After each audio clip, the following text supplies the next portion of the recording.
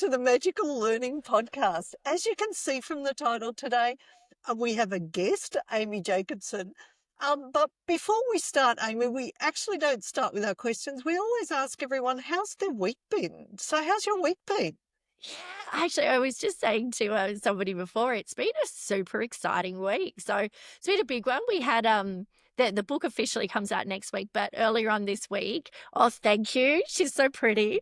Um, we actually had the book launch party in Perth on Tuesday Wonderful. night, so that was amazing. It was a lot of family and friends and a lot of close clients there as well. So we had a great big party and just a bit of a dance actually, just to because I think you're never too old to dance, right? Correct. Correct. I love it. How about you, Jeanette? How's your week been? My week's been awesome. I've actually been at home this week. I live on a farm, Amy. So it's actually really nice to have some time at home. So that's Yeah, been great. Thank you. Thank you excellent. Do for you have asking. animals?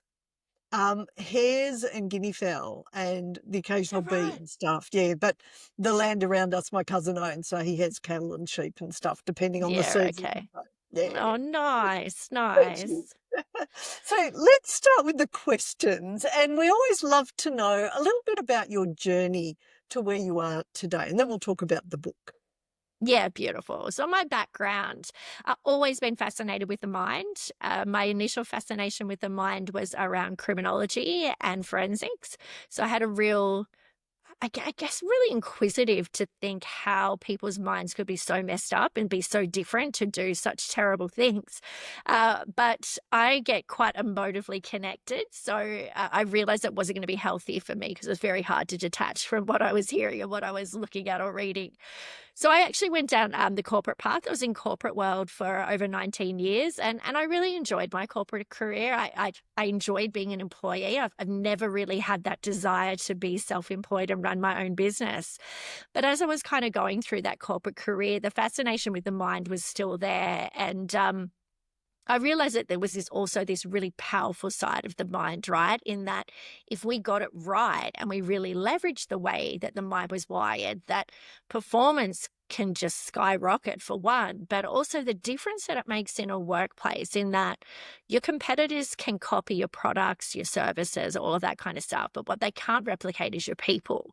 So when you get people that are happy doing what they're doing, that enjoy coming to work, that where that emotional intelligence is being tapped into, it completely changes the output and it completely changes the actual going to work for people as well. So it was once I started to kind of look at that and realize that, the pockets, the corporate organization that I was working in, going into different pockets of the organization where performance was either low or market engagement was low or, people were underperforming and really started to work with them. It was rarely the technical side that was lacking. It was the emotional intelligence side that was lacking. I love that. What a great journey. And you and I have very similar interests around the brain and the mind. So how Oh, cool. really? We get I on a great like that. You're a minder, just like me, Danette. exactly. So my next question is, tell us a little bit about your book. And I'm just going to hold it up for our viewers because we have viewers as well as listeners. So Yep. this is Amy's new book, The Emotional Intelligence Advantage, coming out next week. Yes. Amy, tell us about your book. Yeah, I'm very proud of her. She looks so pretty and clean. Should be. Yeah, that's right. That's right. So this is my second book, and my first book was very much around the simplicity side of emotional intelligence. So it was written about 5 years ago when we were really trying to challenge the market. The market out there wasn't ready for emotional intelligence. So the first book was all about simplifying what it is and how to develop it and how just some really clear, simple actions to put it in place for trying to tap into that emotional intelligence. This one here takes it up a level. So this one here is heavily focused for aspiring leaders or executive positions. And this is getting into those areas that we tend to avoid as human beings. So that mastering of change and the difficult conversations are those areas that are very prevalent in everything that we do.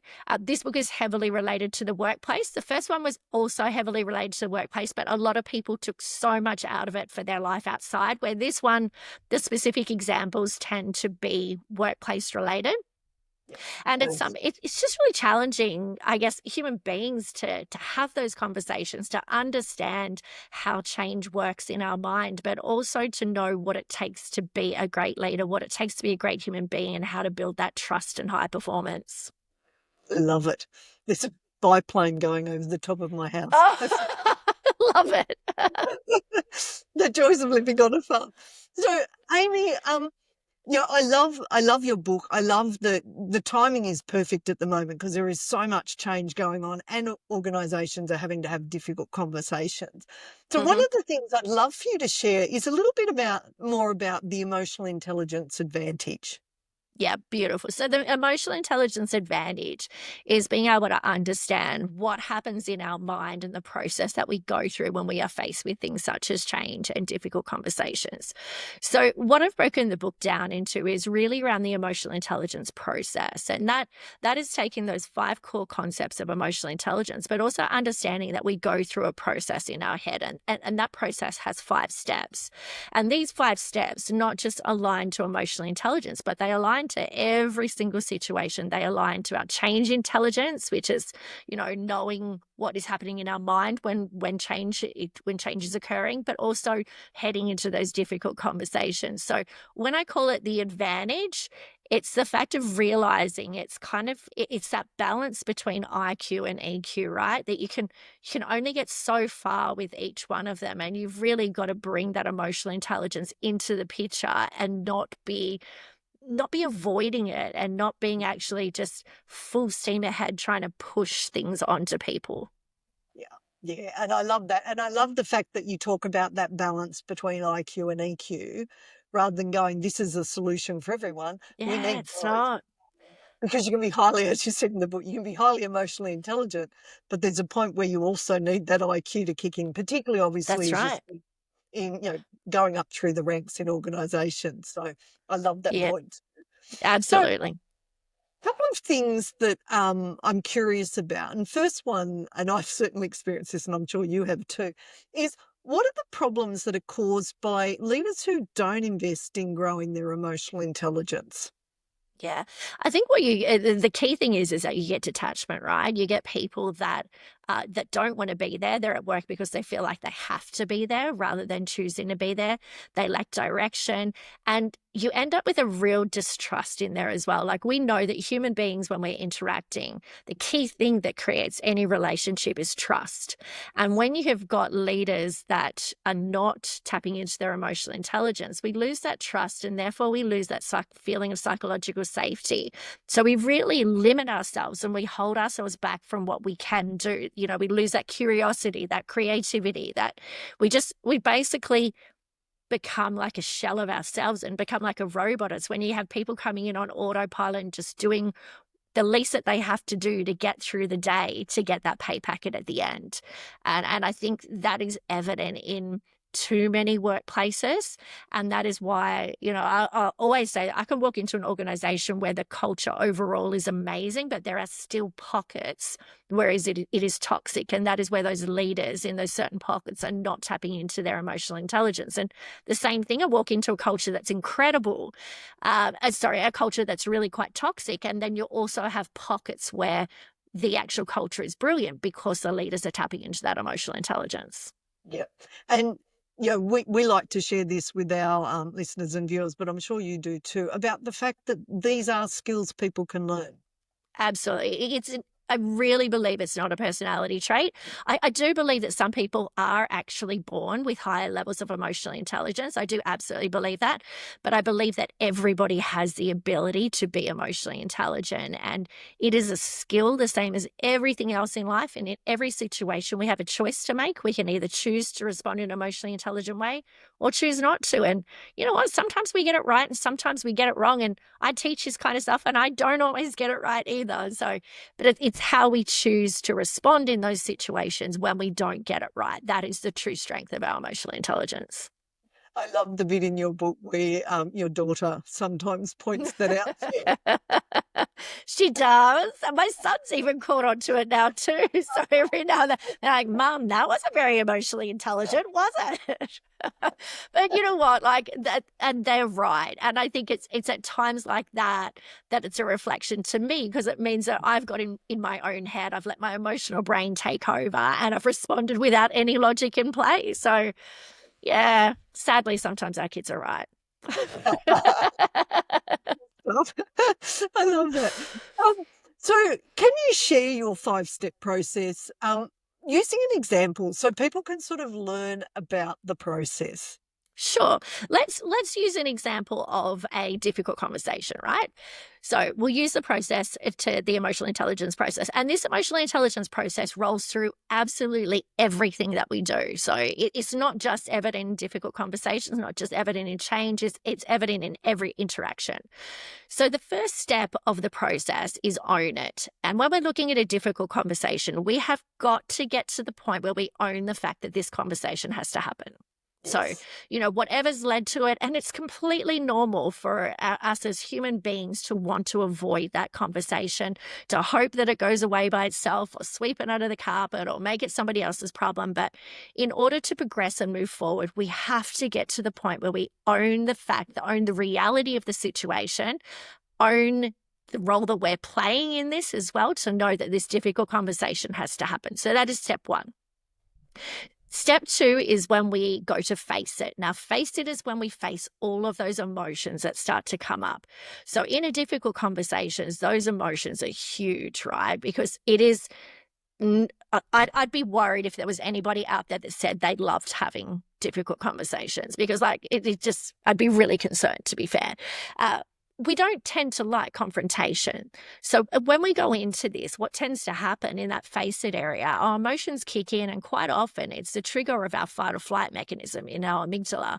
So we get to that point where we either go into flight mode and we want to get out of there and just ignore it, or we get into fight mode and our fear kicks in. And the reason for this is this is a protection mechanism in us, right? That we know that this natural protection mechanism in our mind that way back in the early ages was there so we didn't get eaten by lions.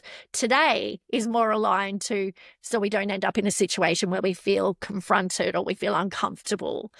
So at this point in face it, this own it and face it, we are 100% in our own head, and we tend to loop in this area in the emotions that are saying, we're really going to do this, but no, I don't want to. I don't know how they're going to respond. And what if they respond like this? And what if they say this? And what if they judge me in this way? And, it's all about us. We're thinking, what about how is this going to impact me? So those first two steps, 100% in our own head. And at that face it, we have got to understand the fact that there's no such thing as a good or bad emotion. What there is appropriateness and severity levels. And every one of those emotions that are happening for a reason.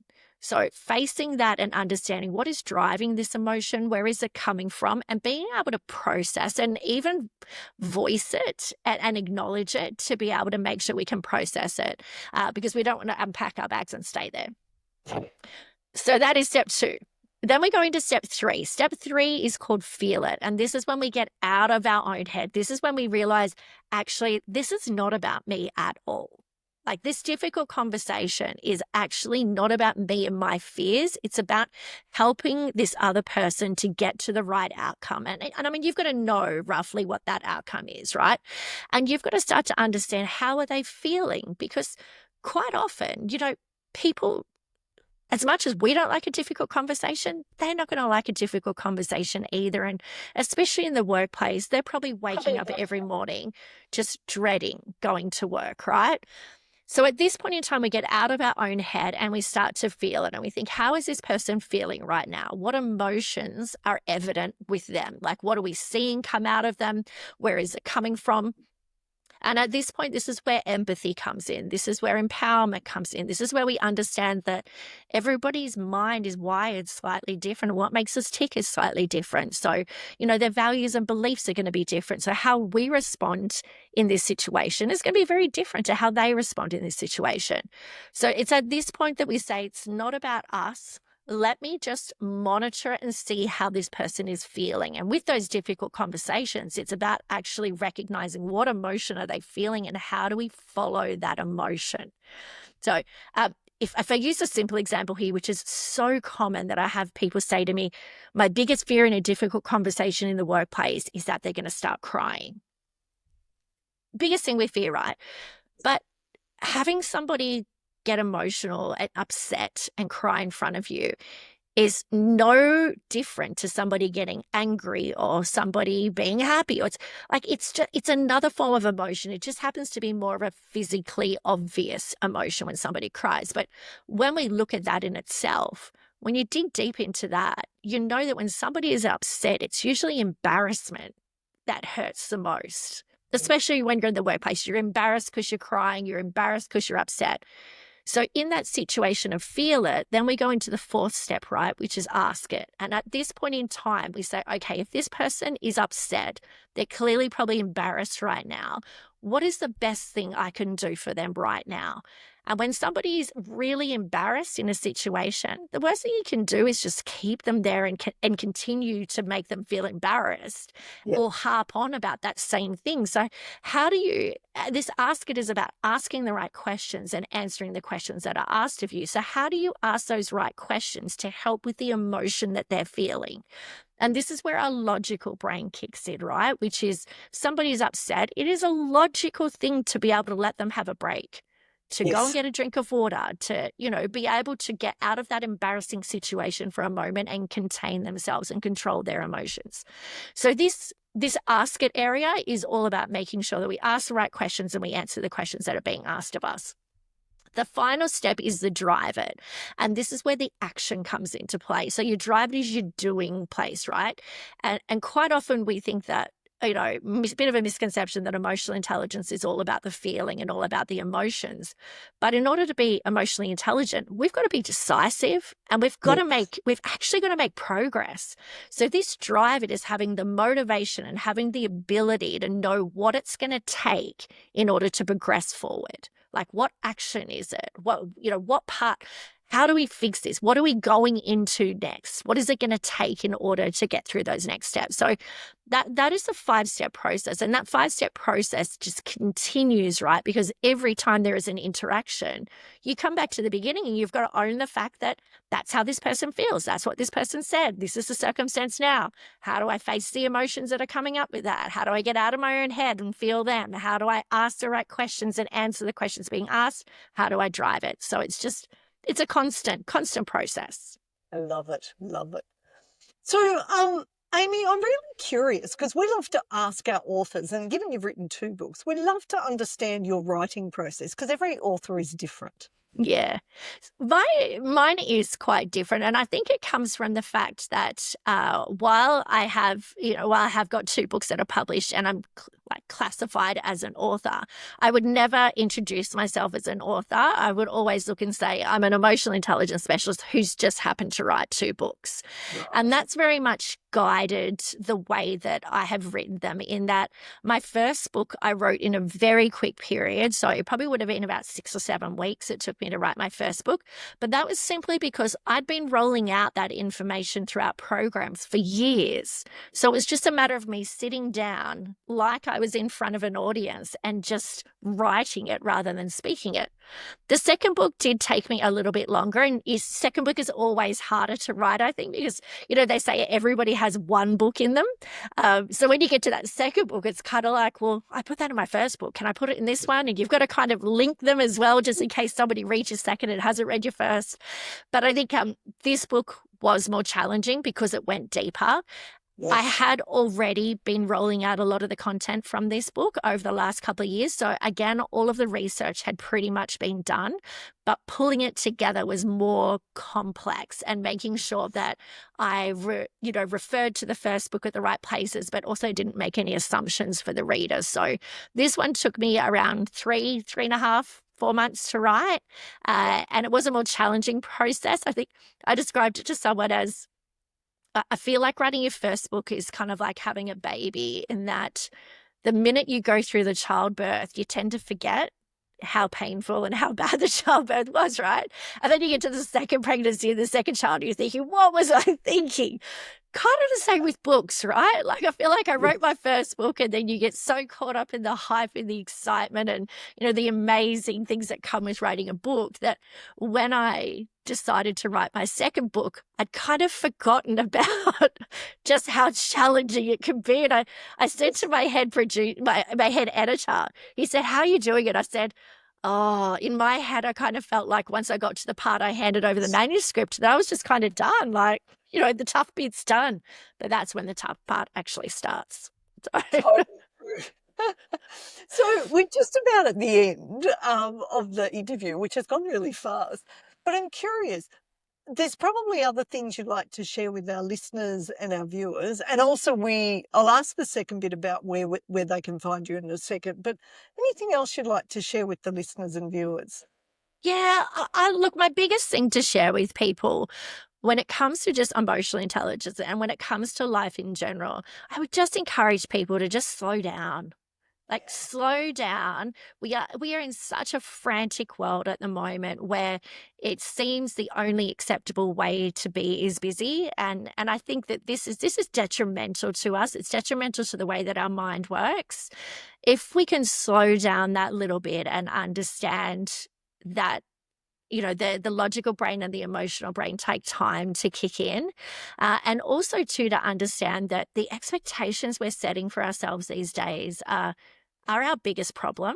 And it's not so much other people's expectations on us, it's actually our own expectations on ourselves and how we've defined success. So I would really encourage people to just hit the pause button, really start to think about it, get a little bit more reflective in your life, and understand what success means for you. Because I think we probably live in a world where enoughness is quite tough for people to ever reach, and that's a shame. I think that when we can understand that success, as corny as it sounds, is happiness, and if you are happy, you're successful. And there's got to come a point in your life where you stop and actually start living rather than constantly craving and driving for that future person. So I think that's when we really tap into our emotional intelligence. That's when we really start to own things and go through that process and find the progression that we need in the workplaces, outside of the workplaces, in any interaction with human beings. Love that advice, Amy. That's really wise advice for our listeners and viewers. Pay attention to that one. So, Amy, I know that our listeners and viewers, and I'm going to put the book up there again, The Emotional Intelligence Advantage, would probably want to reach out to you. So I'm curious, where can our listeners and viewers find you? So my website is absolutely the best place to start. So on my website, you'll find links to everything. So both of my books on there are linked. If they want to look into purchasing them, you can connect with me through my website. You can connect with me on social media through my website as well.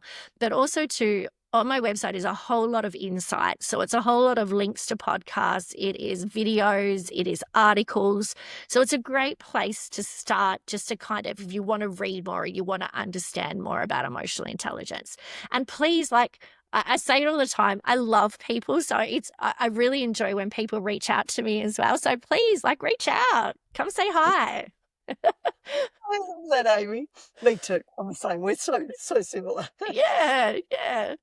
Amy, thank you so much for joining us today. I'm pretty sure we'll get you back for a team. So we also have team sessions with most of ML team members. So Yep. love to get you back for that too at some Sounds great. stage. Awesome. And to our listeners and our viewers, I'm just going to hold up Amy's book again, just so you can Oh, see. this marketing is fantastic. I'm going to have to pay you for this today.